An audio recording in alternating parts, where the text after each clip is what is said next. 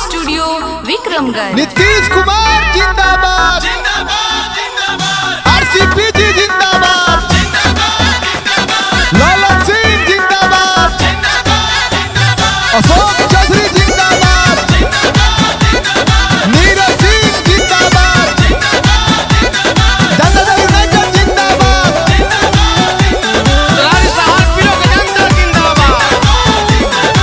सुनी नीतीश चाचा ये पुकार बा, भैया मनोज खाती सबका के प्यार बा। नीतीश कुमार जिंदाबाद जिंदाबाद जिंदाबाद, सुनी नीतीश चाचा ये पुकार बा, भैया मनोज खाती सबका के प्यार बा।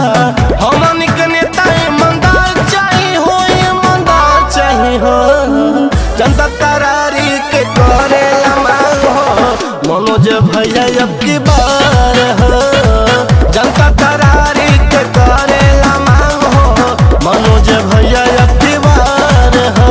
नीतीश कुमार जिंदाबाद जिंदाबाद जिंदाबाद, आरसीपी जी जिंदाबाद जिंदाबाद जिंदाबाद, लालन सिंह जिंदाबाद जिंदाबाद जिंदाबाद, अशोक चौधरी जिंदाबाद जिंदाबाद जिंदाबाद, नीरज सिंह जिंदाबाद जिंदाबाद जिंदाबाद, जनता दल यूनाइटेड जिंदाबाद जिंदाबाद जिंदाबाद।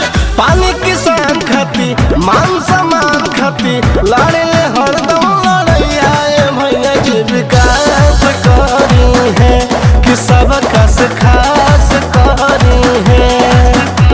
नीतीश कुमार जिंदाबाद जिंदाबाद जिंदाबाद, पानी किसान खाती मान सम्मान खाती लड़े हरदम लड़ैया, भैया जी विकास करी है कि सब खास खास करी है। सेवा गरीब के अवतार चाहिए हो, अवतार चाहिए हो, जनता करारी के करे मांगो, मनोज भैया अब की बार हो, जनता करारी के करे मांगो, मनोज भैया अब की बार हो।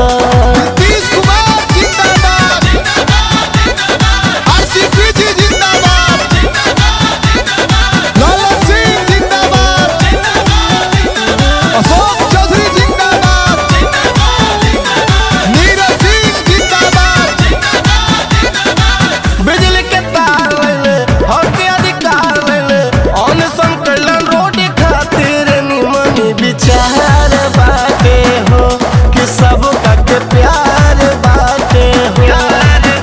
नीतीश कुमार जिंदाबाद जिंदाबाद जिंदाबाद, बिजली के तार ले हक के अधिकार ले, अनशन कैलन रोटी खातिर निमन विचार बाटे हो, सबका से प्यार बाटे हो।